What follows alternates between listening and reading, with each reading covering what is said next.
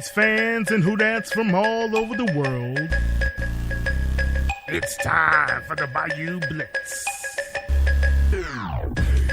With your host, Bob Rose.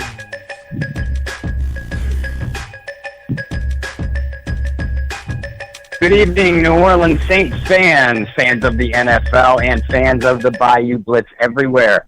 I am Bob Rose, and I will be one of your hosts for this evening. I hope everybody is doing well, and we thank you for having us into your homes and over your airwaves again on a Wednesday night. Joining me, as always, is my backfield partner who isn't returning from a suspension that we know of, Mr. Kyle Mosley. How are you tonight, Kyle? Hey, look, I'll let my wife be the judge of that. I think I'm suspended every week. I'm doing fine, man. How you doing? I am good. I'm good. Myself, just like I think most of the rest of New Orleans Saints Nation, is really excited for our upcoming first appearance of the year on primetime football, as our boys take on the Washington Redskins on ESPN's Monday Night Football. After a few wins in a row, I think every single Saints fan in the world is walking around with a little bit of a bounce in our step. After that first week and that rocky start, I think everybody's in a better mood. How about yourself? How's you and the family? Oh, man, look, everything's beautiful when the Saints win, right? So you have one of those that glide in your stride and the dip in your hip. So you're ready to take on the world for the rest of the week. But it was a great win. And, look, I really believe we are on to something greater with the return of Mr. Mark Ingram. Yeah, yet another reason for everybody to be excited, and that's one of the things that everybody in New Orleans Saints world has been talking about, is that Mark Ingram is returning, of course, from his four-game NFL suspension, and it could not come at a better time. This offense is humming along pretty well. They've even been able to put some rushing yards up on the board in the last couple of weeks. But they've been doing so in a little bit different way than what they usually do with Mr. Ingram in the lineup. And I think having him in gives them so much more diversity, not only in the running game, but in the passing game as well. And, we'll get into that as the show goes along, but it's really exciting to have him back in the lineup. Yeah, a good Mark, an angry Mark, a Mark that has something to prove to the NFL, as well as those people who are doubting him, and with the situation with the PEDs. I think it's going to be a great Mark to have in combination to the – look, if you don't believe that Alvin Kamara is a superstar on the rise, something's wrong with you. That kid he's in a different stratosphere right now than a lot of people. And I think we are very blessed and very fortunate, especially very fortunate, Bob, from all the fans of what you guys are going to witness on Monday night, as well as what you're going to witness, Bob, firsthand on Monday night inside the Mercedes-Benz Superdome. Yes, it will be. We are making the trip down to New Orleans. We are actually landing in New Orleans on Saturday morning. I'm going to spend the weekend there, and then of course hit the game on Monday night. We're really excited for that. It's actually my first game watching the New Orleans Saints in the Superdome, and it's my fiance Lauren Davenport. It's her first NFL experience of any kind, so she's really excited. I'm hoping to touch base with some of the fans of our show, and certainly some of New Orleans Saints Nation. As we're in town through the weekend, and certainly we're going to get to the game early on Monday night. So we're really excited for that. Yeah, and fans, look, do not forget, we have a giveaway. We have a special giveaway. Drew Brees is about to march into history. The giveaway is with the rooftop at Benson Tower. We have partnered with Block Party to be able to give you guys a giveaway of 2 tickets tonight, and we also have an online giveaway as well. It's the same giveaway online for 2 tickets as well. 2 tickets valued up to $125 for you to be able to enter the rooftop, enjoy the festivities below in Champion Square, as well as get some free food, as well as free drinks, and just get your party on before you watch Drew Brees break history inside the Mercedes-Benz Superdome later that evening. So the code word is just Drew. So if you're listening tonight, the code word is Drew. And you can call into the show at 504-533-8444 around 8:45 Central Standard Time or 9:45 Eastern Standard Time. And then the first come, first serve who's on the line, we're going to take them as well as give them the tickets for free. No strings attached. So call into the show. Now, what you probably should tell our listeners, Kyle, is that the callers need to be quick because the winner gets this beautiful package, but the loser has to pick me up at the airport on Saturday morning. Look, so be quick with those dialing fingers. Yeah, that's right, man. Bob needs to be picked up, and the way I heard Lauren, she travels real heavy with a whole bunch of luggage. So you guys, look, if you're the loser, hey, beware, Bob and Lauren are coming. No, but in all seriousness, we do thank Block Party for helping us with this event. And we certainly hope to work more with them in the future. I know that they've been talking to you, Kyle, about promoting other New Orleans Saints related events as well. So this could be the start of something big, and it sounds like an exciting winner or exciting event for the winner to be able to attend. Yeah, definitely. So don't forget, 504-533-8444 is the call-in. 504-533-8444. Okay. So, and you already touched on it. We have Mr. Ingram returning to the lineup, but news equally as exciting. And frankly, I'm a little bit upset that the rest of the nation isn't talking about it, with greater excitement. But Drew Brees is on the cusp of another record.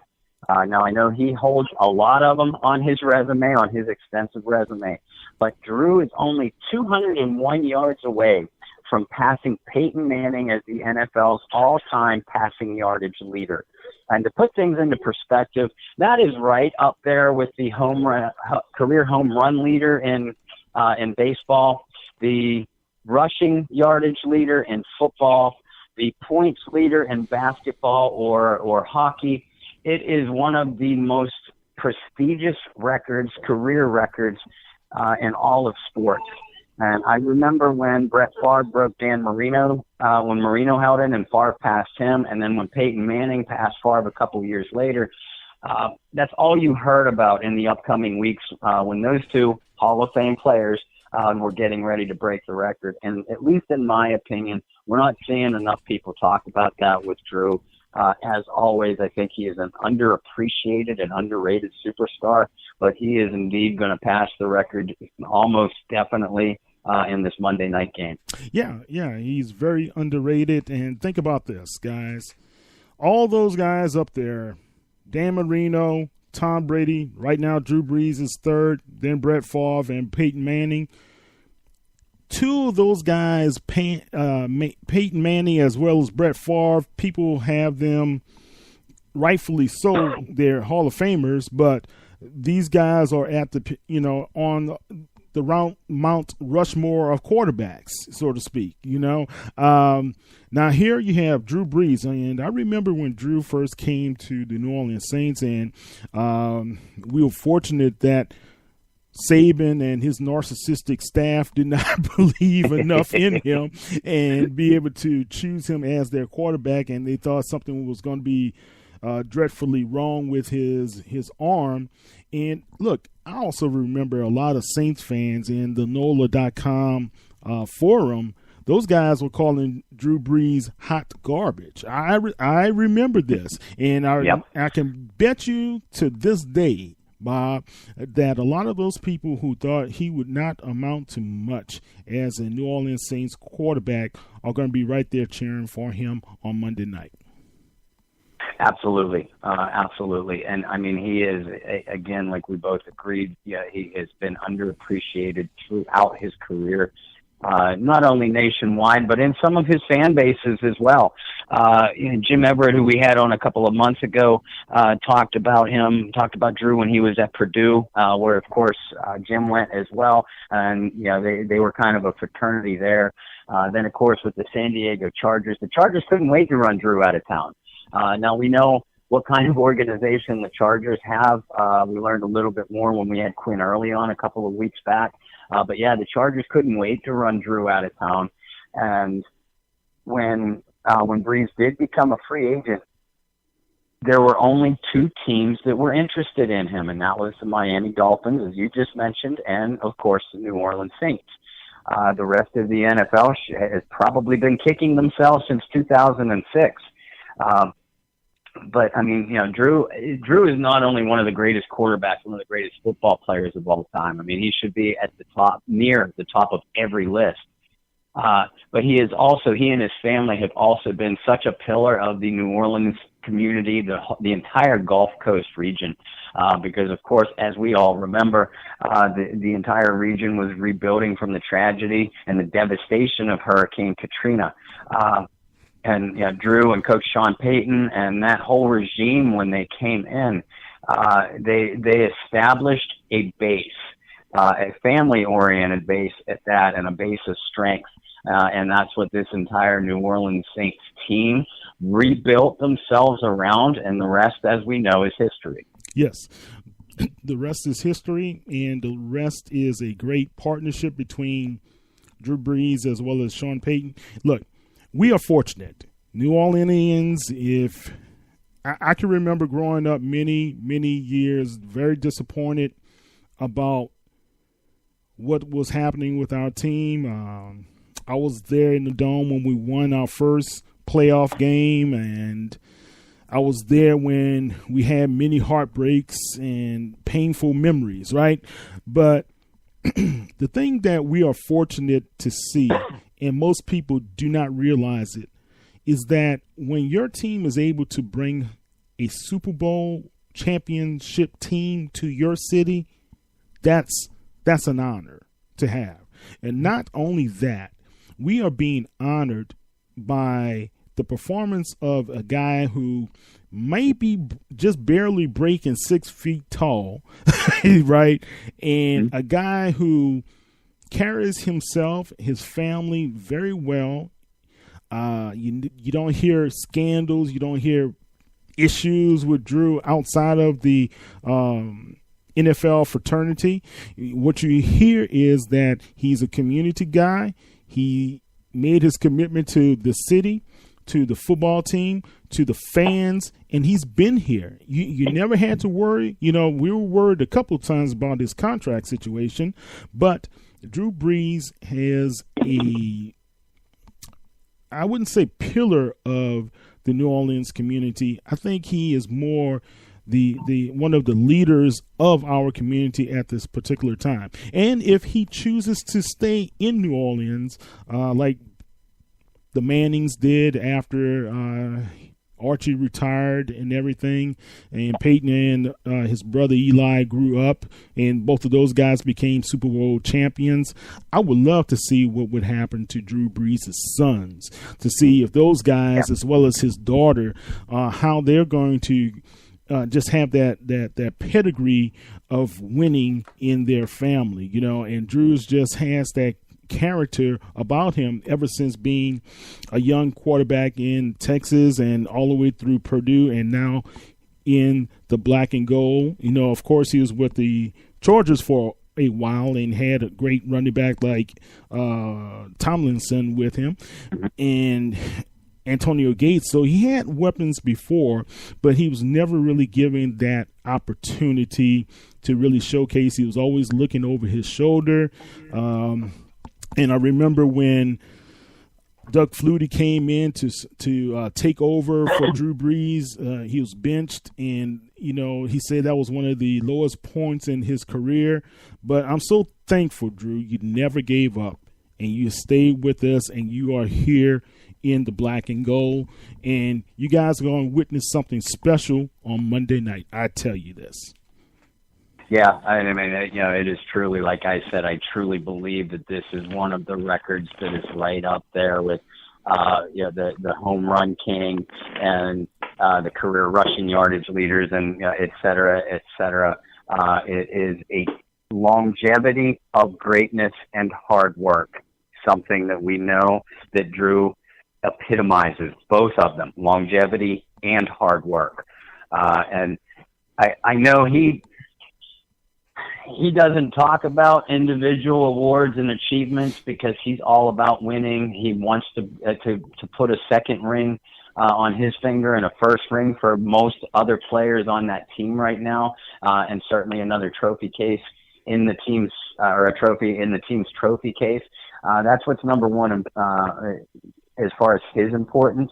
But he also realizes he's extremely intelligent. He also realizes what his accomplishments mean to his teammates, and his teammates are more vocal about it than he is. Cam Jordan, the defensive leader, has spoken many times about wanting to win another one for Drew. And what Drew's presence mean to all those players, not just the young guys coming in who can learn from his hard work and dedication, but the veterans that are there as well. We've had a couple of former Saints on our show, and we've all asked them the same thing. We've asked them what it felt like when the end of their career was near, when they knew that the end of their career was near. And you get the feeling from all of them that they each reached a point where it took a little bit of outside influence to make them keep going, to cause them to keep going at times. And that kind of outside influence, when you look around your locker room and you see a nearly 40-year-old quarterback who has taken a ton of punishment over the years, and like you said before, Drew never had the measurables that the NFL scouts look for or everything like that. So he had to work a little bit extra hard at his craft. And when you see him continuing to do that in his 17th and 18th seasons, how could you not give the same kind of effort that your quarterback is giving? Yeah, it makes you feel a little bit less than the player that you should be, right? But that's what great players do. They elevate the people around them, right? And you have a guy who is very studious, who takes his craft very seriously, who is in there putting in the hard work, working on his body, working on his mind, working on understanding the opponent, as well as understanding the dynamics within his own team. So this is a guy, I really believe if Drew wanted to be president, he can possibly be president. Of course, if he ever chooses to run for any office, immediately in Louisiana, he's going to be cast as mayor, governor, or whatever, man. But if he wants to be a coach as well, Drew will be one of the most dynamic coaches, I would say, in the National Football League as well. And joining us tonight, Amy Duplessis. What's happening, Amy? Hey, how y'all doing? Oh, good to hear your voice again. How you doing, young lady? Thank you. Good to hear y'all too. Getting me all pumped up talking about Drew and records.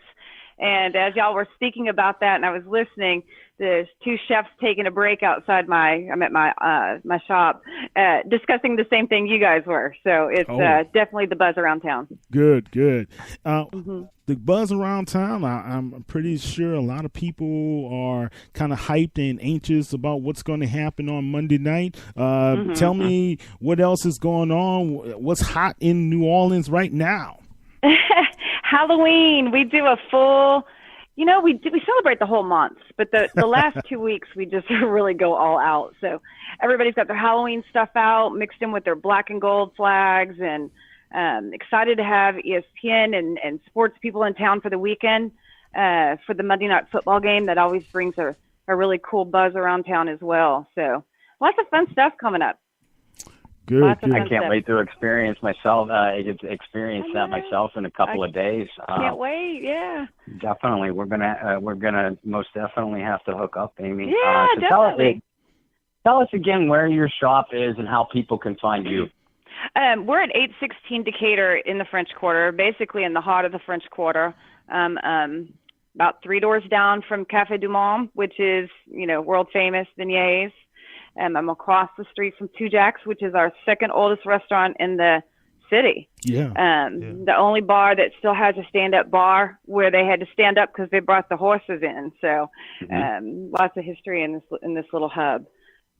Main thoroughfare, really. So, yeah, we've been here about 41 years. Wow. Awesome. Very cool. Yeah, it's fun. So I know, and you were just talking about Drew. How excited is the fan base? How excited are you to have Mark Ingram back in the lineup on Monday? That's all everybody is speaking of. I mean, when I say this city eats, sleeps, breathes, talks about football, it's constant. You hear it, people taking their breaks. Like I said, the chefs, customers that are coming in the store, everyone is talking about Mark Ingram. And then, of course, they're talking about Drew and the record, but Mark is like the big topic. I'm seeing every day people wearing black and gold.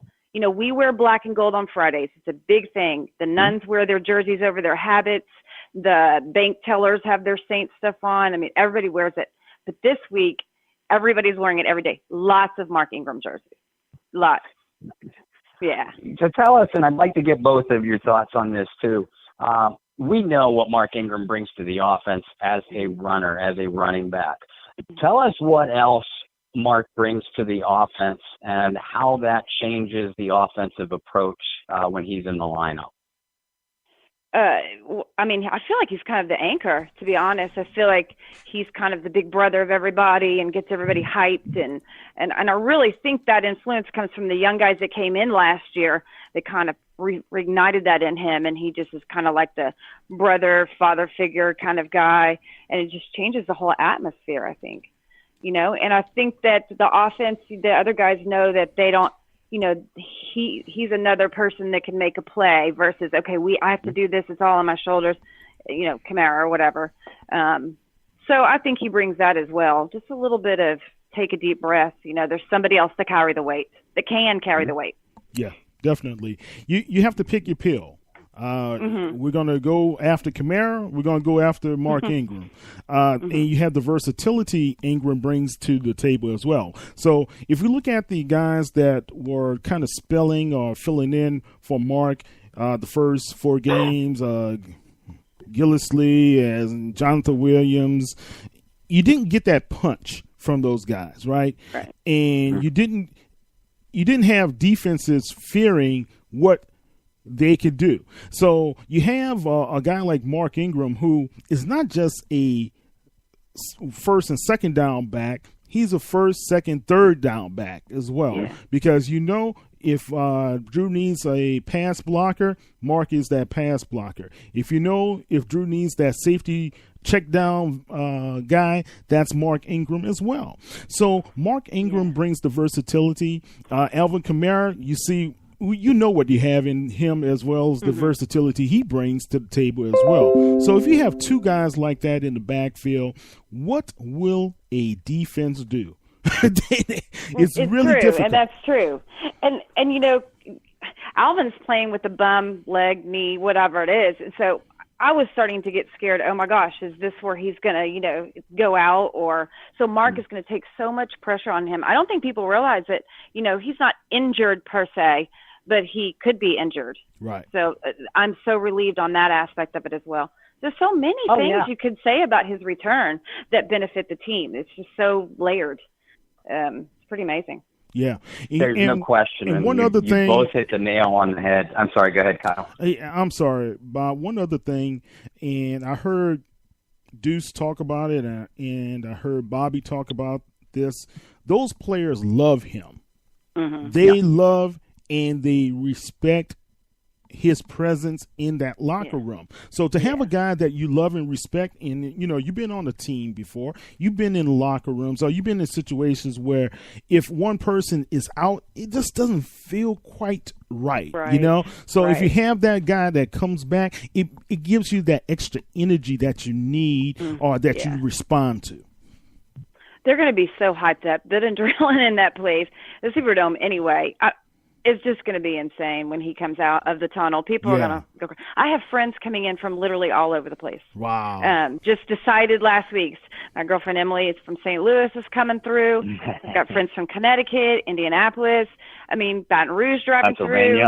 Yeah, I was going to say you, of course, Pennsylvania. I mean, literally, everyone I know that's a hoot out in other places basically is coming into town. It's going to be great. It is, and I think you just hit on something that a lot of people have not necessarily focused on when it comes to Mark, and that is he is such an emotional leader, especially for those young guys. And when you also said that he adds yet another key performer in key moments, and he has proven that time and time again. What I have always liked about Mark and admired about Ingram really was the fact that he has worked so hard to better round out his game since he came out of college, since he came from Alabama. When he was at the Crimson Tide, he wasn't asked to do a lot of blitz pickups, and he wasn't asked certainly to do a lot of pass receiving out of the backfield. And that reflected itself early in his career when he would have to share snaps with Darren Sproles and Pierre Thomas. And Mark just kept working and working and working his butt off. And last year, he was the third leading receiver on the team. Yeah. And we know how vital he is to that blitz pickup and check down, and how dangerous a weapon he is as in the screen game. So he not only adds that element between the tackles and as a tough, hard-nosed runner who can make big plays as a running back, but he adds that extra dimension in the passing game. And both of you mentioned it. He's going to be able to spell Alvin Kamara a little bit and take some of the mileage off of that guy. Alvin's been great, and he will continue to be great. But this is the first time over really any extended period of time that he has been asked to be a featured back. Yes. And while he's done an outstanding job, I'd like to see them be able to reduce his snaps at least a little bit through the course of the season, so that way he is fresh for a playoff run. Exactly. No, that's my sentiments exactly. I was worried sick last game. I was so nervous because, favoring that leg a little. I got a little less nervous though when he just ran straight in the tunnel and said, "Okay, see ya." And then I was like, "Okay, we're going to be good here." So, but yeah. Look, guys, and people keep forgetting one other stat that's out there for Mark Ingram. He is only, let me do my computations correctly, 735 yards away from breaking Deuce McAllister's Saints all-time leading rusher stat. Think about that. So Mark Ingram has something to prove a little bit there as well. He can become our all-time yardage leader as a running back.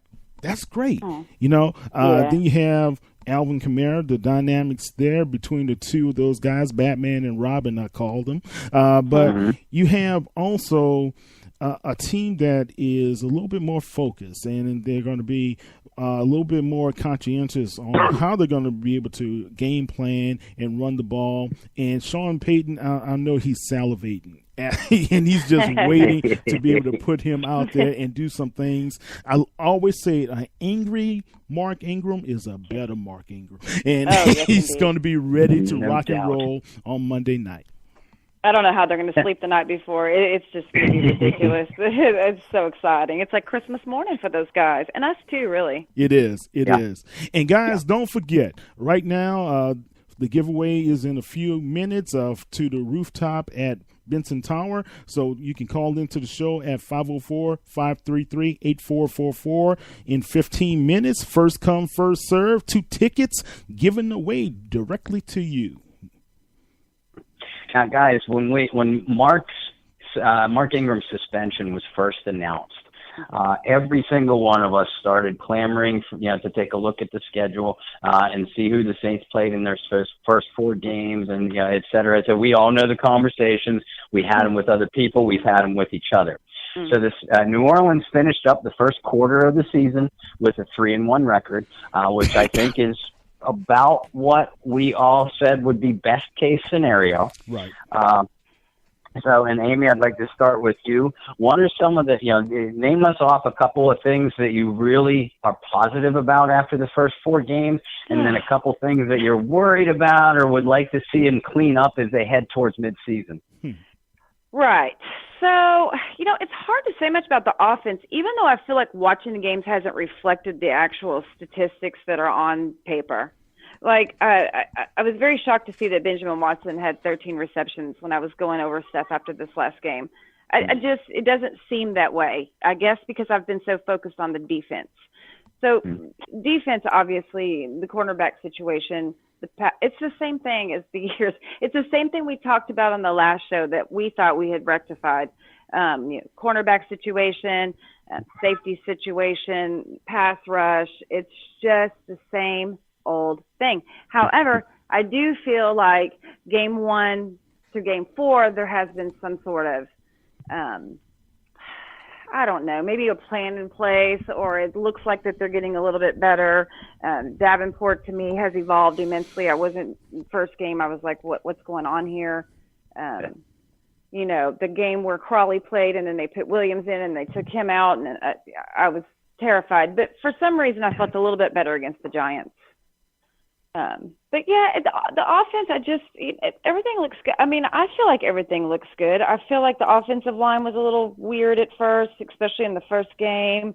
Thomas and Kamara have 781 receiving yards or something like that combined, which is pretty spectacular.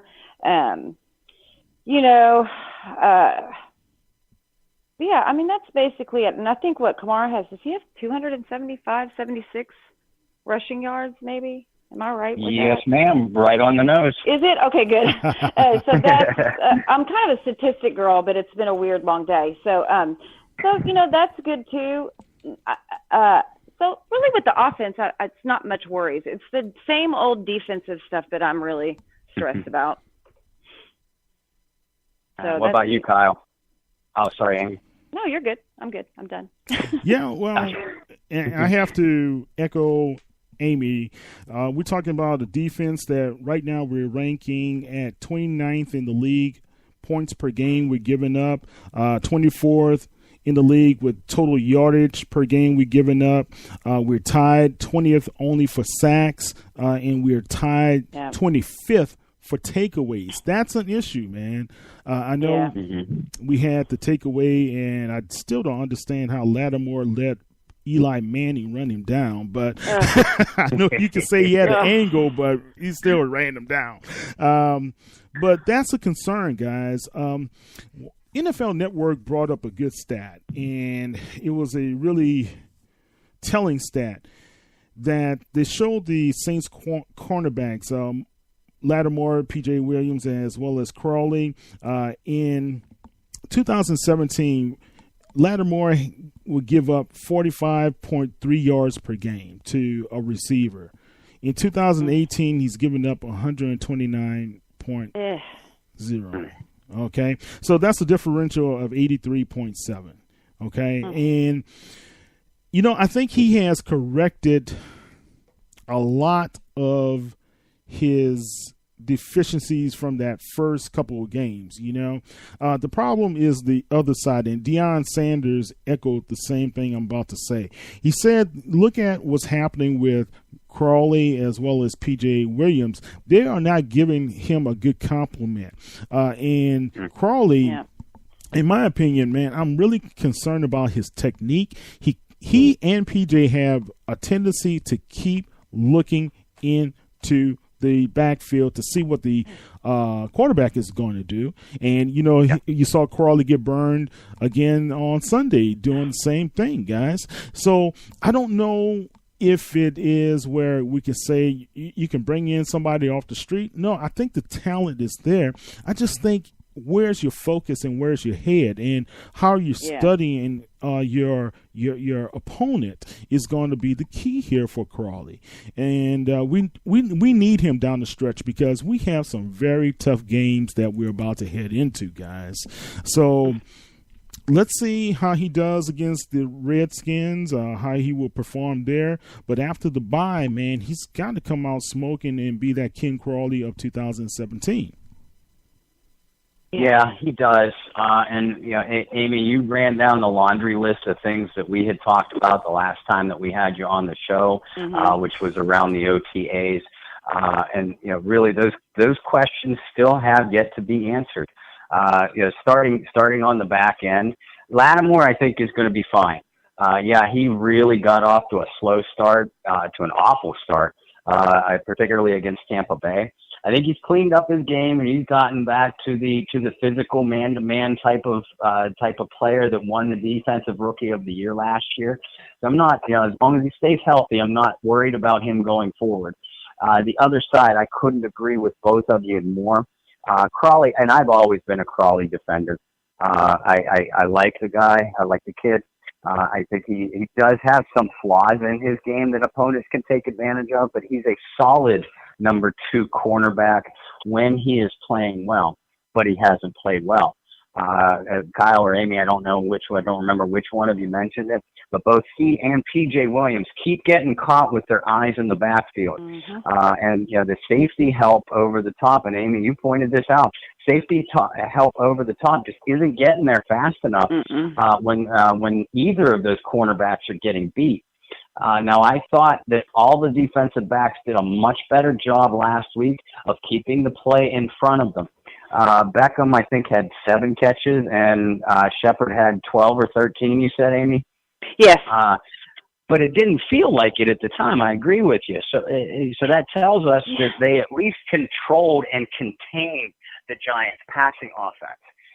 Because if we move from the secondary jump into the defensive line up front, and I've gotten in many debates about many people about in my opinion, the pass rush is head and shoulders above where the coverage is at this point in the season.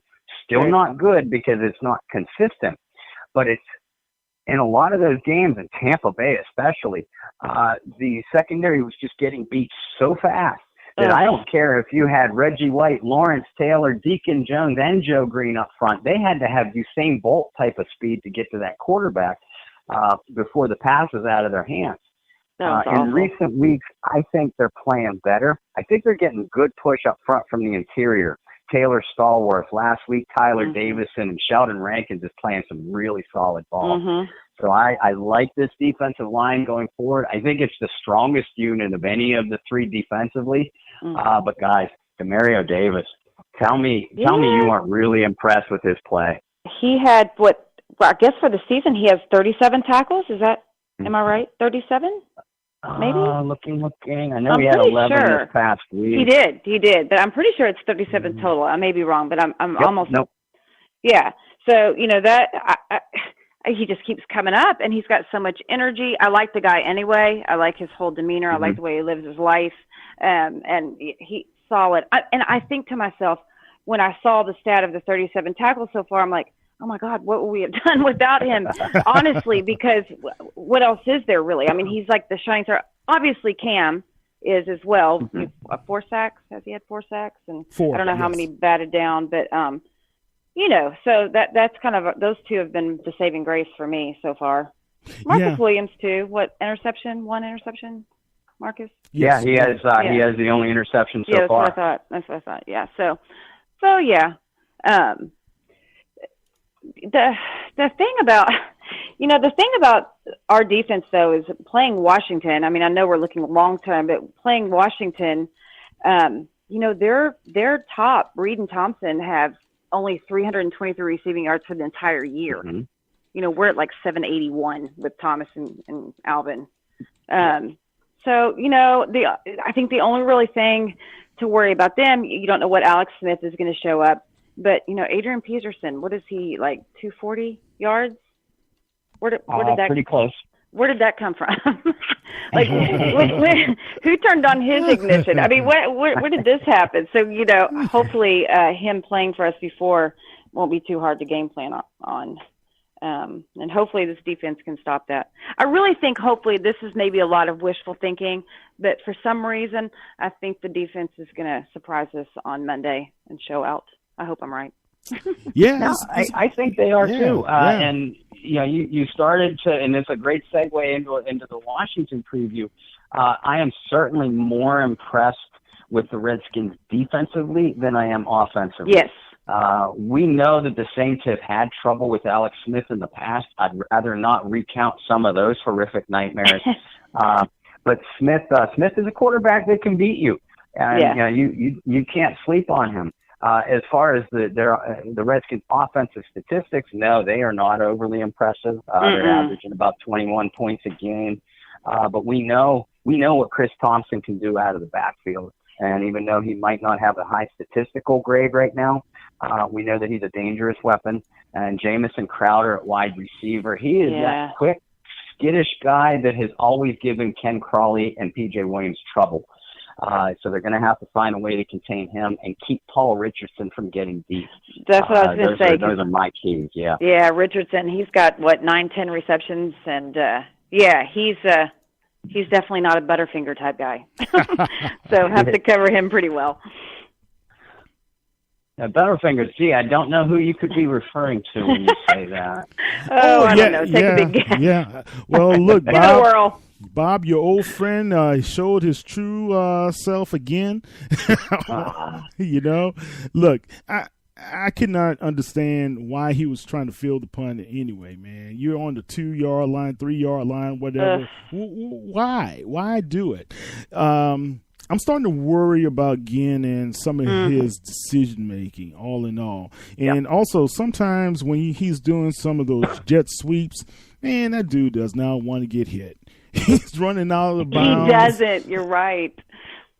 Oh man, Amy, I was just like, what in the world? Can you pick up the first down? That's all I want you to do. Pick up the first down. But that's your buddy there, Bob. Oh, Bob. Yeah, I know. I tell you guys what though, with jumping back to Ingram's return to the lineup, I think that that's going to open so many more play action opportunities. So we might actually see Ted Ginn become a bigger part, because we know that the biggest part of Ginn's game has always been the deep ball. And they really have not had an opportunity to get that to him a lot this year. Yeah. And I wouldn't be surprised if they took a couple shots to him or Tre'Quan Smith down the field early in the game, because they're going to come out. The Redskins might be coming out of that locker room thinking, they're going to establish the running game with Mark Ingram early on. And I think that they will, but it also wouldn't surprise me if Peyton, somewhere in Peyton's first 3 or 5 plays, play action deep, just to not only see if they can get a big play, but loosen up that Redskins defense off of the line of scrimmage a little bit. Yeah, good point. To do so, Drew is going to have to really put the ball out there, right? He's missed on quite a few opportunities, especially inside the Superdome, but I think he's going to be a little bit more juiced on Monday night. So we shall see how he's able to anticipate, especially coming against that pass rush that Washington does have. But anyway, I think, look, we have a great opportunity to see history in the making. I think when you look at how all phases of the team will perform, the special teams are doing some special things here and there. We still are not consistent on our punt return guy, but we still need to be able to have a solid presence in that tight end. You talked about Benjamin Watson. Josh Hill showed up. I was like, wow, where did he come from? Yes, he sure did. That was nice. Yeah, and he had 2 big plays that we really did need from him. So the thing is, on Monday night, how well will our front 4 really perform? That's going to be the critical key for the New Orleans Saints defense. Okafor, he's been coming close, but not getting there all the time. When Marcus Davenport gets into the game, sometimes he has a tendency of overrunning the quarterback. But if they're able to game or put some stunts in for him, I think he'll be a lot better off, because that gets him closer to the middle. And Alex Smith, he always fails when a defense is in his face. That's the key with Alex Smith. If you can get the pressure directly up front in his face, Matt Ryan's the same way. Yes, if you do that, you can be able to win. But if you're not getting anybody in his face, he's just going to step up into the pocket and pick you apart. So true. Okay. He is very Matt Ryan-like, for it's sure. It's 8:45, guys. And who do we have on the line from North Carolina? Jason. Hey, Jason. Hey, Amy. Hey. Jason, thank you for calling the show. Oh, I can't believe I got in. Yeah, well, good. Well, Jason, guess what? You also have won 2 tickets to the rooftop at Benson Tower, and it's $125 value. It's free for you. All I need for you to do is this the number I should call you on, the 9135. I can call you back after the show. Correct. And get your information and send you the tickets. So, okay? Wonderful. Thank All right. you so much. Congratulations, So you coming Jason. down to the game then, Jason, I assume, right? Yep, my babysitter's falling out though, so It's going to be me. I gotta work on some logistics before I can get down. We'll help you figure out the logistics. So what are you, again, thank you for calling the show and thank you for listening. What was the most impressive thing that you found out of the Saints in the first quarter of the season, both on offense and defense? The opening drives seemed to set a good tempo, and then with the defense, just kind of the corners getting burned. Yeah. It's like they set out a great tempo at the start of the games, and the next few series just leading into the first half, or just kind of have me on the edge of my seat screaming at the television from time to time. All of it. No, I've got my. Do what? I was going to say, sorry to interrupt. I'll tell you what, that you made a great call out. The way that Saints offense is coming out on their opening drive. And like you said, they've had to because the defense has been on their heels, certainly those first 3 games they have. So the Saints coming out aggressively, I think, sets a tempo for the entire game. I'd certainly like to see that from them moving forward, and most definitely on Monday night. Right, yeah. I just hope it doesn't turn into 2015, 2016 again, where, you've got to throw up 40-something points. Yeah. I mean, we can do it. Don't get me wrong, we can do it, but I'd rather, not have to come down to that because, we're talking about, Kamara, got a tender knee, and you don't want to, I don't know, we don't want to burn out all of our offensive weapons. But that's a lot of strain. It's a lot of wear and tear. Yep. Just to stay competitive. But I think when they got something in the mix, it's going to pan out. It's going to pan out. Yeah, it's definitely going to be an exciting game. Jason, do you have any questions for Amy, Kyle, or myself? So you need to ride from the airport. I might be looking for a babysitter. I can get you with the babysitter. You know that. I got you. I might hold you to it, girl. I'm serious. I got you. Well, have the babysitter pick us up from the airport then. Oh, there you go. I could do that too. Oh, did you get a ride? That's what we're talking about. Yeah, we can handle all of this. I know people. We'll figure out all the logistics later. But yeah. Jason, I'm looking forward to meeting up with you. I think we're going to be going to those pregame festivities too. So I do thank you very much for your support of our show and definitely for the support of the New Orleans Saints. Oh, of course. Thank you, Bob. All right. My pleasure. Awesome. Jason, I'll call you later on tonight. All right, thanks. You're welcome. Bye, guys. Bye. Guys, thank you again, Jason, for calling in. But that number that Kyle gives out to call, you guys can call anytime during the show and ask us questions or give us your opinions. Or when we have a guest such as Amy on and you want to fire out a question or two and take a couple minutes, we definitely encourage that.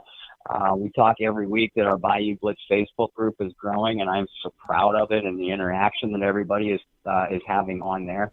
I'd like to incorporate a lot of that into our show that we do every Wednesday too.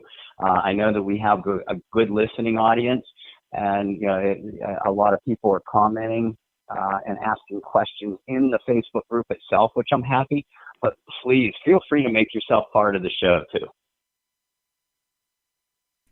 Yeah, definitely do that. It's a interactive group, but we are interactive here as well on the Bayou Blitz. I do have a question for you guys, and you tell me your thoughts here. Drew Brees has not won the MVP award, and going into the first quarter, after the first quarter of this season, Drew Brees is lighting it up, in my opinion, but he's doing it in a way that we haven't seen before, because he hasn't thrown an interception, knock on wood, but Drew has really taken charge of this team. And after that Atlanta comeback, right, especially when he put the spin move on everybody, doesn't it seem like the players responded and just got juiced after that? How do you guys feel? Go ahead, Bob. Okay. That game that Drew had against Atlanta, and he has had a lot of spectacular games, but you have to put that right up there with one of the top performances of his entire career. Yeah. And he won that game. They won that game, not only because of his skill, but his heart. And I know I had mentioned that in my recap article 2 weeks ago as well. And like you said, Kyle, that spin move and dive into the end zone, that's the type of play. And we've all played sports, so we know exactly what that feeling is. That's the type of play where when you see your teammate make it, especially when you see your team leader make it, there is no way you're going to lose that game after that. Right. Because there is just no way you're going to let you're going to let your opponent across from you. There's no way you're going to let them beat you, because, again, and we said it at the beginning of the show, when your almost 40-year-old quarterback will do that just to win a football game, there's no way that your effort isn't going to match that. True. Right.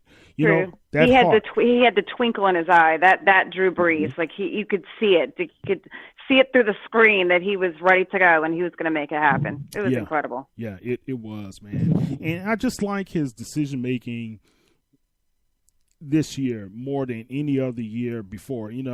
Not taking anything away from Drew, but there were tendencies at times that he would try to force balls when he shouldn't force balls. It just seems like this season he's really dialed in. And, I'm just waiting for guys like Traquan Smith to finally get dialed in and to be able to produce on the field. He had his opportunity at the goal line. If he would snatch the ball out the air instead of waiting for it, I think we would have had a touchdown.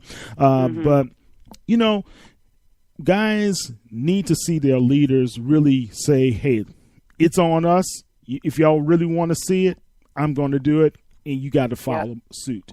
And I think that's the type of guy we had. I was listening to NFL Network, and they had all of these young guys. They had Mahomes. They had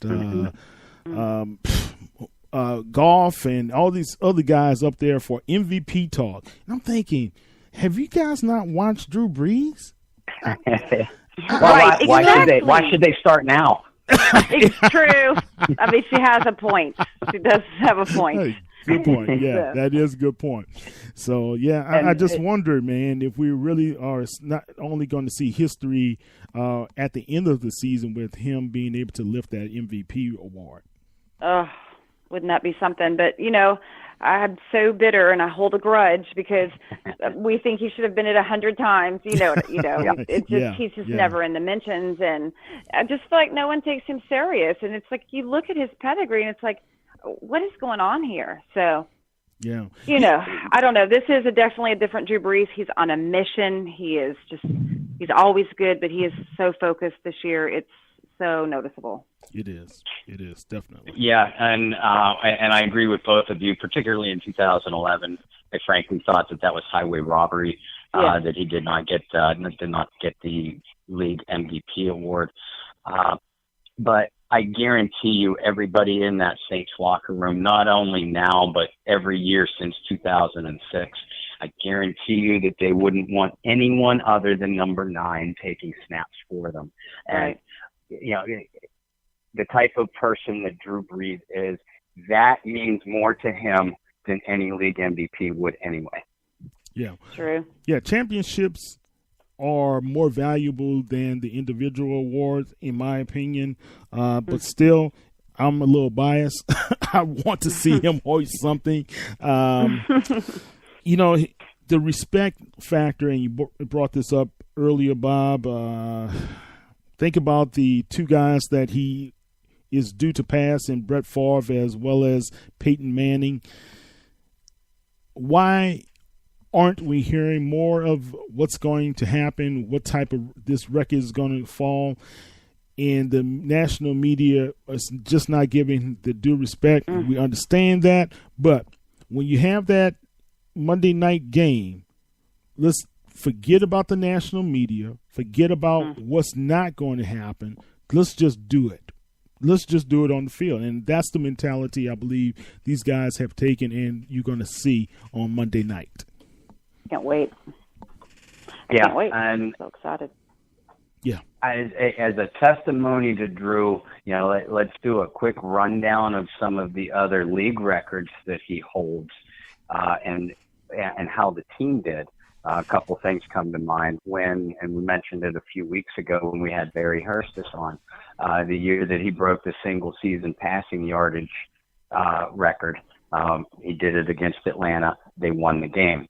The year that he broke Unitas's consecutive games with a touchdown pass record that was against the San Diego Chargers, which makes you sort of snicker. They won the game. The year that he tied the NFL single game mark for touchdown passes against the New York Giants, and I don't remember whether that was 2015 or 16. They won the game. And again, those are the things that are most important to Drew Brees. Those are the things that are most important to his teammates. I do like the matchup that these Saints have against Washington coming in.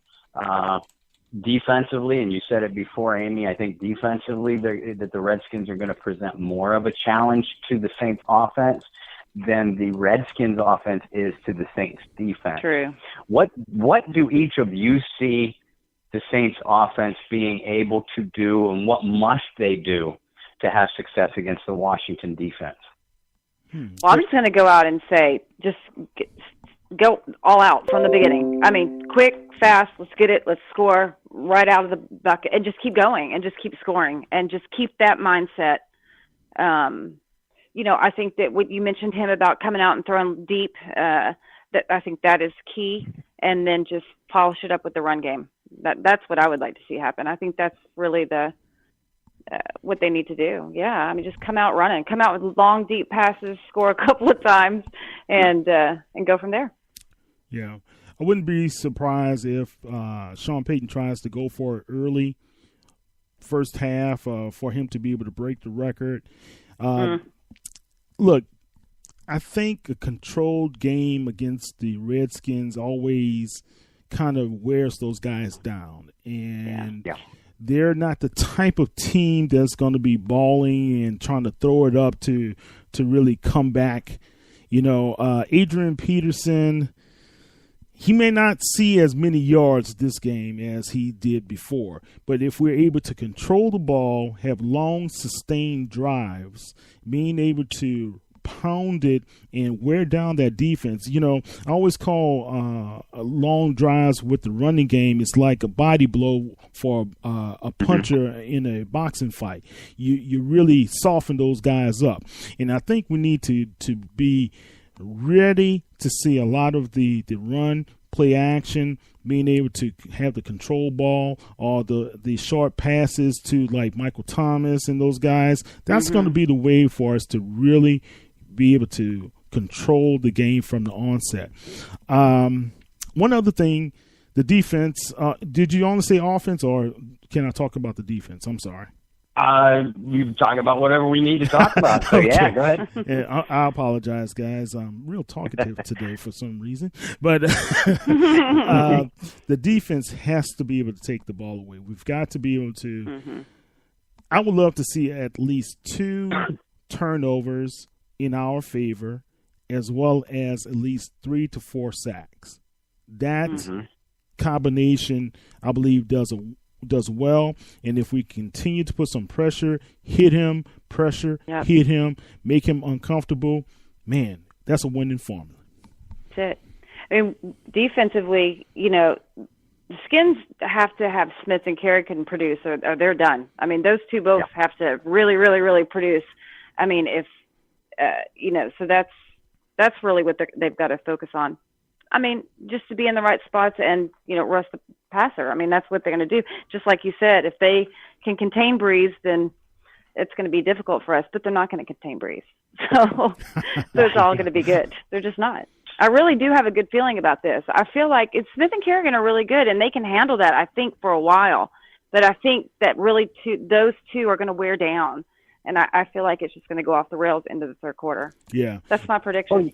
That's a good point. And I think that the key is, and Jason pointed it out earlier when he was on with us, the key is if Sean Payton and Drew Brees can continue to come out aggressively and efficiently, and put some points on the board early and get that Washington defense back on their heels.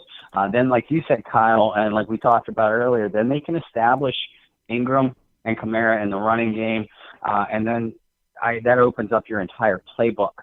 Because that front seven of Washington, like you said, Amy, Kerrigan and Smith are very impressive, but they can bring pass rushers in waves to Jonathan Allen, last year's first-round draft pick for them. He is an impressive specimen, and he's going to be a handful for either Armstead or Ramczyk to contain. But the matchup against the Redskins secondary, especially if Josh Norman can't play, which is questionable at this point, I think the Saints receivers should be able to step up. Michael Thomas is certainly going to have his easiest matchup, at least on paper, up to this point in the season. But Kyle, you say it every week, and I agree with you. We're going to have somebody else step up. I don't care who it is, whether it's Meredith, Watson, Josh Hill, Traquan Smith, someone with some consistency. We didn't see a lot of that last week, and the Giants managed to contain Michael Thomas, and as a result, Drew threw for 200-something yards, 217. Now, they didn't need him to throw for 300 to win, which is fine. I'll take that any day of the week. Yeah. But they need to have some other consistent threat. Could it be Ingram? Quite possibly. He's done it before, and now that he's back in the lineup. But they need someone other than Alvin and Michael to make a play. Yeah, true. I agree. Yeah, and fans may hate me for this, and you guys may think I'm going off the rails and may need to go take my dementia medicine.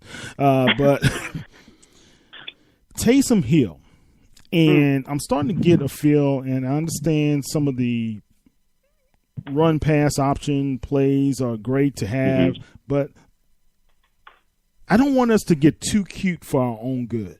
Yes. Nope. You know what I'm saying? It's Exactly. good every now and then, but sometimes I think Sean gets kind of happy with some of the things he's going to put into play. We don't need to do that. This is a game that you probably need to do it twice. Once in the first half, once in second half. Or if it's a critical time where he needs to try to outrun somebody on a wheel route. That's what I would love to see him do, something like that. But I just don't want us to get too cute, man. Let's kind of play an even, consistent game. Get up on the scoreboard early and often. Not settle for 3 points versus the 7 points that we can do, and I think we'll be fine. Yeah, because Taysom Hill, he's a nice player. He's a good, decent, versatile threat in specific situations. He's nothing more than a trick play, though. I agree with what you're saying. I don't I don't like when coaches, and Coach Payton is as guilty of it as anybody. I don't like when coaches get too cute for their own good, thinking that they're going to outsmart everybody. I like the Sean Payton that we have seen the last couple of years. He knows who his playmakers are, and he keeps the ball in their hands in key situations. But Kyle, you bring up a legitimate concern. I do worry that if it does come down to a fourth down play or a third and short that they have to make to win the game and or put the game away, I worry that at that point he's going to get a little bit cute and it's going to cost him. Now that of course is the pessimistic side of me, but Amy, you know as well as anyone, most Saints fans are more pessimists than optimists. Oh gosh, yeah. I mean, it's our DNA. It's how we were born and raised. But yeah, no, the cute thing. That's a perfect term for it as well, because you see that lineup and Drew on the other side, and you're like, oh, here we go. It's terrifying. When it works, it's fantastic, but it's terrifying in the interim, and we can't keep doing that once a half, and I'm good. Yeah, it's better. Hopefully, when I'm taking a bathroom break or getting food, it just makes me so nervous. Yeah, you're right. It's better on a first down or a second down to see something like that happen instead of a third down, in my opinion. Exactly. One other thing that concerns me, guys, the Saints' third down conversion is very uncharacteristically poor this season. We're only converting 39.6% of our third downs. The Saints used to always be, if not at the top, always either 1, 2, or 3 in the league when it comes to third down conversion. If you looked at what happened against the Giants, man, Will Lutz kicking field goals is not the answer. We need to do a better job on third down. Yep. Yeah. I agree. Yeah. And having Ingram back, I think, will help that. But we saw the same problem with them last year. They were uncharacteristically low. I think they were in the high 30 percentile or low 40 percentile for third down conversion rate for the season then too. And I know, oftentimes I was on your show at the time, Kyle, Crescent City Connection, and when the subject came up, I kept pounding the table then and saying, the Saints need someone other than Michael Thomas or Alvin Kamara or at that time Mark Ingram to step up, and we didn't see it. We're seeing the same old problem and the same things that you were pointing out in early June, Amy, when you were talking about wanting to see more production from the tight ends. We haven't seen it yet, or just someone else to step up. Please. Guys, I don't have to remind you last year. In one of the most thrilling games of the entire NFL season, the Saints needed a 14-point comeback in the final 5 minutes to even tie Washington to take that game into overtime where they won it. Right. But Kobe Fleener had probably his best game as a Saint because they were able to attack down the middle of the field. Now, much of that Redskins secondary is the same. Fleener is, of course, gone, but Watson is in. Meredith does his best work in the middle of the field. And then, of course, we know what Michael Thomas can do. That's where you would expect that the Saints would attack. When they get in third and short or third and mid situations, that's where you would expect that the Saints would look to attack first. But somebody's got to make a play. Yeah. And I'm so not used to the tight ends making the play that when Watson and Hill were making plays this last Sunday, I had to go, who is that? Because I'm not used to anything but those other guys making the plays. And I'm like, and I know their numbers, but I'm like, wait, okay, well, that's a different position now. That's great. So yeah, I think it is slowly getting better in that aspect of having the third weapon, as you will. Dan Arnold has been inactive for every game this season, right? And during the preseason, he was our more consistent long-range tight end as far as down the seams and being able to catch some pretty good balls, from the young man. I know there have been some issues and some concerns about his blocking ability. I wonder if this is the type of game that you may want to see what you can be able to get out of Dan Arnold. Have him on as a special teamer or whatever to be able to be active and see if you can be able to put him in on a couple of plays, kind of throw the Redskins off kilter a little bit and have him to catch a few balls or target him a couple of times. So yeah, that would be nice. It's a possibility, of course. I don't know if Sean is listening tonight, but if you are, Dan Arnold, Sean, try him out. Seriously, do something. Nobody's expecting him for sure, so no game plan for that. So yeah, that's a good thought for sure. And Coach always seems to have something up his sleeve for these primetime games.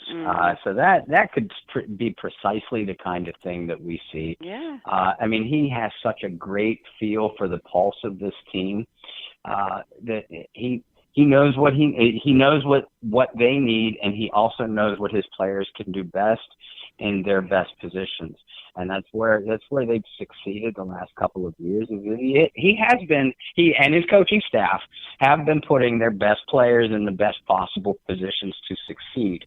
And with that saying that, we'll jump back to the defensive side of the ball, because that we all kind of reluctantly agree that the secondary is playing better, but ... we need to see more. Right. My question to you guys is, yes, the Saints defense needs to get more turnovers, but Alex Smith is not one to typically turn the ball over. We ran down a short list of what the Redskins' best weapons are offensively. If the Saints defense does not get any turnovers, are they good enough to beat or contain the Washington offense? Yes. Oh, yeah, definitely. I think so. Yeah, the key is, just like for us, third downs. So if the Saints can get them off the field, our defense can get Washington off the field, man, I think we have a really, really good chance. Washington right now, they're only at 41% third down conversion. So they're not really up there and high as well. Look, if we play a good discipline type of game, yes. If the cornerbacks don't have pass interference calls, we don't have stupid plays where we're putting ourselves into bad situations, I think we're going to be okay, man. Again, I've said that before, and disastrous things have happened. Right. Yeah, but there are other ways to be able to create turnovers, just like what P.J. Williams did, hitting the ball with the helmet of his crown of his helmet to be able to cause a fumble. They just have to be a little bit more aggressive. I don't see, Amy and Bob, maybe you guys can check me on this. I just don't see that aggressiveness to the football like we saw during preseason and watching some of those training camp tapes. Not at all. Like, completely different. That first game, I was like, what's going on? I was in shock, I think. I think everybody was in shock. But it's nothing that I anticipated. I think that anybody anticipated. Yeah. I couldn't agree more. And that's what made this defense so successful last year. They gave up yards last season, especially in the running game, which, by the way, we keep piling on to the Saints defense. We do need to, and I know you guys recognize it because I've seen you say it before, we do need to recognize how well the New Orleans Saints defense is playing against the run and have all season. It's just the deep passing game that they're struggling in. It's true. Absolutely. Yeah, but good point. At the same time, I agree with both of you. They aren't flowing to the ball well. They're allowing too many receivers to catch that ball and make plays in the open field, and we weren't seeing that last year, and that's the biggest difference. No, you're right. That is true. Look, Bobby Hebert brought up a great point. Saints have been able to force fumbles, 5 forced fumbles this season, but only 1 we have recovered. Last year, we were worse. We had like 20-something forced fumbles, only picked up 5 or something to that nature. So we've got to do a better job, and I know that was one of the keys that Dennis Allen talked about for this team, to be more aggressive in getting the fumbles or going for the takeaways. Well, and I don't know if either one of you guys have seen an injury report this week. I haven't. My curiosity is whether Manti Te'o is going to be back into the lineup. Yes, me too. Yeah, I haven't seen anything either. I don't know why. I think, I haven't as well. I think you're going to see something coming out tomorrow. But I believe Te'o may need to sit and rest another week, and I think he'll be ready after the bye. That's kind of what I thought, too. I thought that's what I had kind of heard or put together was after the bye for him. Right. If you noticed, we saw more of Robertson this game. Yeah. Yeah, and I actually would like to see that again. Amy, you talked about Adrian Peterson and pointed out how well he is playing so far. I think that's the last person that Sean Payton and Dennis Allen want to have beat them. Is AP on Monday night. So I think even as well as they are playing against the run, I do expect that to continue. I mean, the Redskins have a solid offensive line, definitely better than what they played in New York this past year. But as long as, defensively, they seem to maintain good gap control and are shutting off those cutback lanes, which was the key to containing Saquon Barkley. Other than one broken field run, Barkley averaged less than 3 yards per carry, so that definitely needs to continue Monday night. Yeah. I want to hope that the Saints mainly game plan for Adrian Peterson because they're going to feed him because of the whole everything. That's just going to happen, and plus because he's leading on their team, so that's going to be their main weapon right now. Yeah. But I'm going to go out on a limb and say that he's not going to get much as far as yardage goes against the Saints in the Dome on Monday night. Yeah. I think they're going to stuff him. I do. Early on, and this is the key for the Saints, again, if they can be able to put up and go up by 2 scores early in the game, Adrian Peterson will be a non-factor. Yep, exactly. Yeah. It's exactly true. Mm-hmm. Is there anybody in that Redskins receiving core? And, we named Crowder, who's had some nice games against the Saints. Paul Richardson, who's a threat. We didn't even talk about Jordan Reed or what's his name, Vernon Davis at tight end. Is there any of those matchups that scare either one of you guys? The Reed matchup scares me, guys. Yeah. I'll be honest with you. He's healthy, and last game I think he wasn't a part of the team, right? So that's what really concerns me, the Reed matchup. Who's going to be athletic enough to be able to be on Reed? Are you going to be able to pull Craig Robertson into the fold and let him do it? Because A.J. Klein, he's great against the run. He's better against the run than in pass defense. Reed scares me. He's one of those squirrely players that will get the play done. I mean, he's hard to handle at times. So very athletic, and that scares me. I don't, I don't know who's going to cover him, but he has a problem. Thompson too, but not as much. Reed is the one that stands out of the whole offense on who I'm worried about is Reed. Yeah, definitely. I agree. And I agree with you guys. Do you? What kind of X factors do you see? Name me a player or a couple players defensively where you can see finally breaking out and having a standout game. We know what we're going to get from Cam. We know what we're going to get from Lat. We know what we're going to get from DeMario. Name me another player you're waiting to step up and you think that it'll happen this game. Oh, the rest of them? I mean, that's a tough one for me. Size making me nervous, Amy. You got I'm terribly pessimistic when it comes to the defense, as we all. I mean, we're all just so. Here we go again. All of them. I just want to pass rush. So that's my thing, and I don't really know if it's a certain person that I'm wanting. I just want that to happen. So that's where I'm at with that. Yeah, Sheldon Rankins has to be the guy, in my opinion, on that defensive line to put some constant pressure. Amyada, you're going to get him to be a constant motor, but I need to see Sheldon Rankins. He had a great game against the Giants, man, and I give him kudos because first couple of games of the season, he was stinking up the joint. But I think he's still kind of nervous about that injury. I think that really affected him. I think it made him take steps backwards, and I think he's just finally getting that back. And he showed it last game. Yeah. Hopefully it continues. Look, man, defensively, everybody needs to step up, right? Let's be honest. But PJ and Ken Crawley, they just need to play some really tight coverage. And remember last season when we had Shane Boyle, my cousin, on, former cornerback, CFL? He said it best. A cornerback has to play their game that they're comfortable with. They have to be able to be themselves.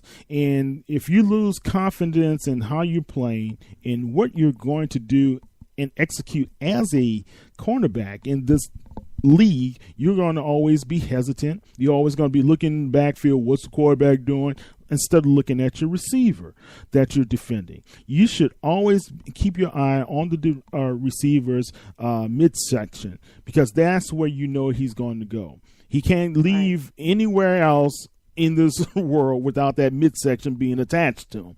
So these guys just do not play good technique. They have to be able to be playing very well.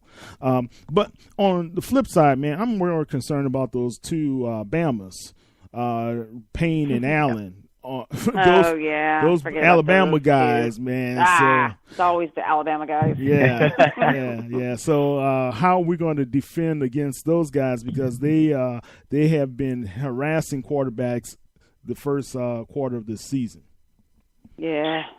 Yeah, they really have, and you factor in Kerrigan and Preston Smith, like Amy talked about earlier. I don't think either one of them even have a sack yet, and they were the top two sackers on the Redskins defense last year.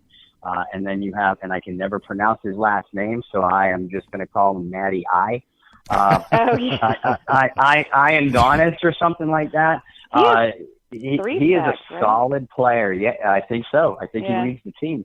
So that entire Redskins front seven, Mason Foster and Zach Brown as inside linebackers, are going to be a handful for both Kamara and Mark Ingram coming out of the backfield as well. The Saints have to win the battle up front offensively. They need to. Here's a scary stat for you guys, and let me see. I wrote it down. Brees has faced the Redskins 6 times. He's only 2-4.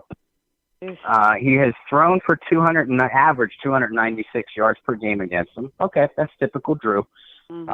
He's only completed 62% of his passes, and he has thrown 9 interceptions and been sacked 12 times in those 6 games. That's un-Drew and un-Sean Payton-like. So that trend definitely has to turn around, and it starts with the 2 Saints offensive tackles, Ramczyk and Teron Armstead, and inside. I love seeing Andrus Peat back in the lineup.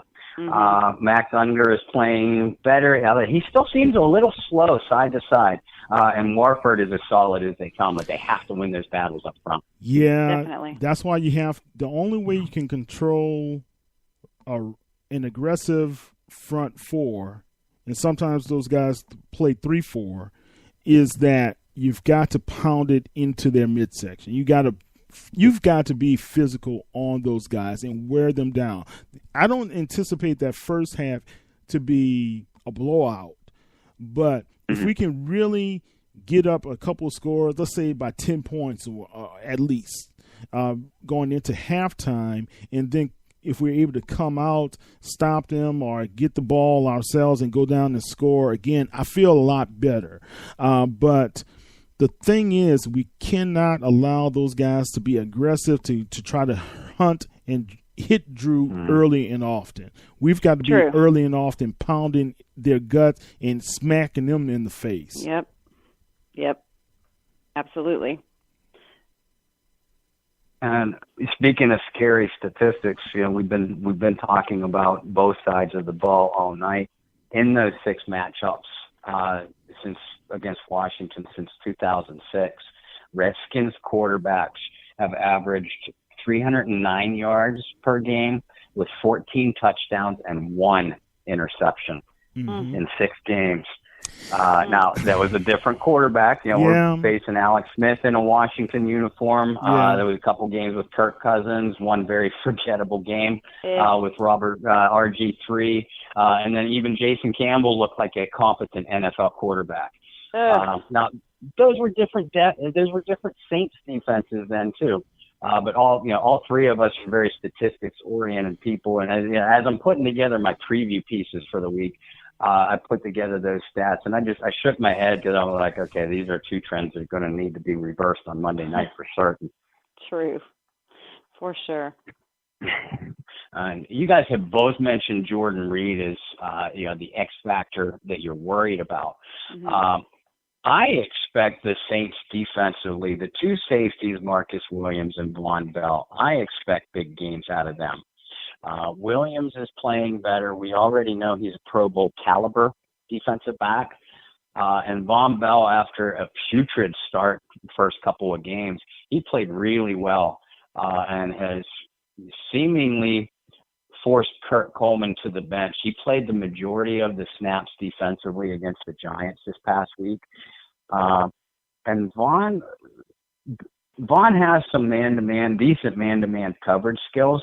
So if you're looking for a guy that's not a linebacker, if they're forced to use a secondary guy on Jordan Reed, especially when Reed lines up out into the slot, it wouldn't be surprising to me at all if we saw Von Bell match up on him, if not P.J. Williams. I could see either one of those guys taking him on, and they have to win that matchup. And Smith is not prone to interceptions, but you need to see the Saints defense get a couple of turnovers this Monday night, I think. I hope so. No pass interference calls. We have got to, please. I mean, that's that is driving me nuts. The pass interference calls. We can't do that. If they don't look back. Nobody's looking back. I don't get that's like 101 for them. They should know better, but hopefully we can control that as well. Yeah.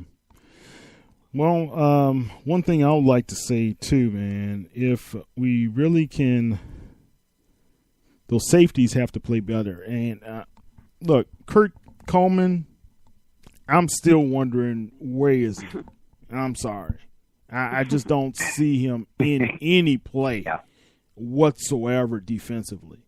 I know he has had some assisted tackles, but Von Bell has played better than Kurt.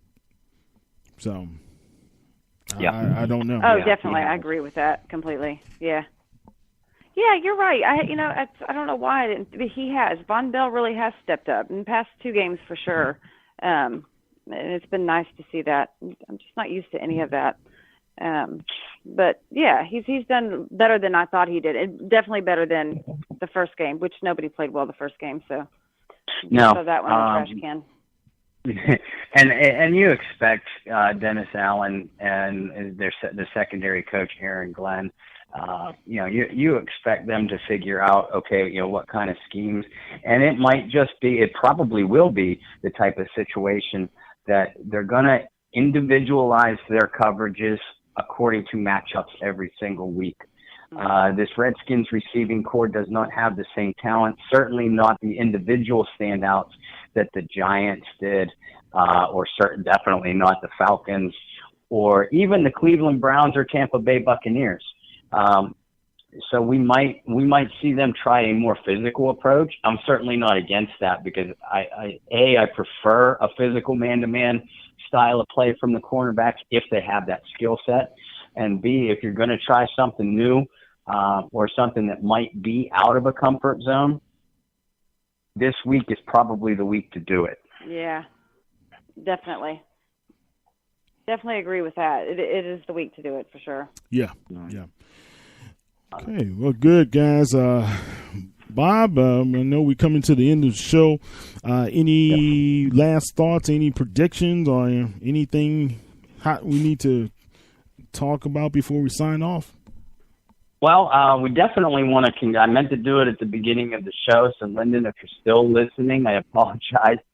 We want to congratulate our friend and always member of the Northern NOLA Mafia, Lyndon Stevens, signed with the LA Rams this past week, a couple days ago. I believe that they're bringing him in on the practice squad initially, but he feels pretty good about his chances to be on the active roster. I told him, we're rooting for him hard. He still has a big fan base with a lot of us. He's just not allowed to have a good game on November 4th. But we definitely congratulate Lyndon. He's a hard worker. He's a baller, and we wish him all the luck in the world, although we do miss him in a Saints uniform. But congratulations, Lyndon. Congratulations. That's amazing. Yeah. And we just don't hope he balls out or even gets on the field against the Rams, so, yeah. That game, I can't start thinking about that game. Yeah. No, exactly. Let's get the next one out of our way. But you guys both gave some great analysis tonight. I am excited. There isn't too many times where Sean Payton's New Orleans Saints do not play well in prime time. When the lights come on, this team seems to play better. Yeah. I do like the matchup that they have both offensively and defensively. I think that they're riding with a lot of confidence on both sides of the ball. Honestly, I wouldn't be surprised to see a blowout. I'm not necessarily going to predict that, though. I do think that we'll continue to see the Saints defense play better.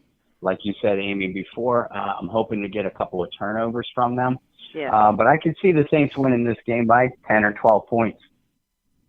I hope so. That's kind of where I'm at. I hope you're right. I don't want to predict a blowout either, even though it's kind of in the back of my head, and I'm a pessimist, so that's a good thing. But I definitely think it'll be a couple of score games. I think it's going to be great. I just looked at a Redskins Talk podcast, and apparently Gruden says that the Saints are keeping him up at night. But if he thinks too much about it, he has a pill that he can take and go to sleep. Wow. But that he's having a few sleepless nights. So let's. I don't believe him. No, I don't believe that. I think actually that NBC Sports did a thing about it. I think it's in the Washington. Oh yeah, the headline: Drew Brees and the Saints offense are causing some sleepless nights for Redskins coaches. Well, good. Good deal. Well, I mean, yeah, give me their phone number then. I mean, in case they do fall asleep, I'll call them every 20 minutes or so to make sure that they're still awake. I don't mind. I'll be up anyway. Yeah. Don't the hotels have like a fire alarm? Nah. Right? No, good sportsmanship all the way. We'll show them a good time. Kill them with kindness down here. Yeah. Hey, Bob, I have something to say. I just got word from my god sister that my godfather, Alfred Green, who was a lifelong Saints fan, he just passed away. So be praying for our family. He was one of the smartest, gentleness, when you talk about just being a great father figure as well as a great mentor. He was just that type of person. So praying for our family. He went home to be with the Lord tonight, a few hours ago. So be with them. But he loved the Saints. So let's go out there, boys, and let's win one for my godfather. So. I'm praying for you and his family and everybody that loved him. I'm so sorry for the loss. Thank you, Amy. Such a great man. Yeah, thank you so much. Seconded here. Condolences and prayers and best thoughts to you and your entire family. We're sorry for your loss.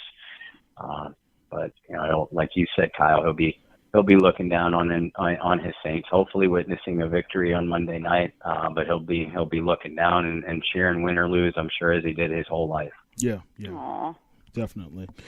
Well, guys, it's been a great night. Amy, how can everybody follow you on social media as well as at your shop again?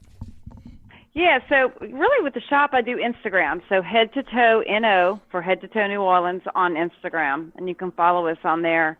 And it does have a link to mine as well, my Instagram, so they can follow me as well. Yeah. Awesome. Cool. And we're posting a lot of good stuff about the city, getting excited for the game, so it should be a fun Instagram account to follow. Cool.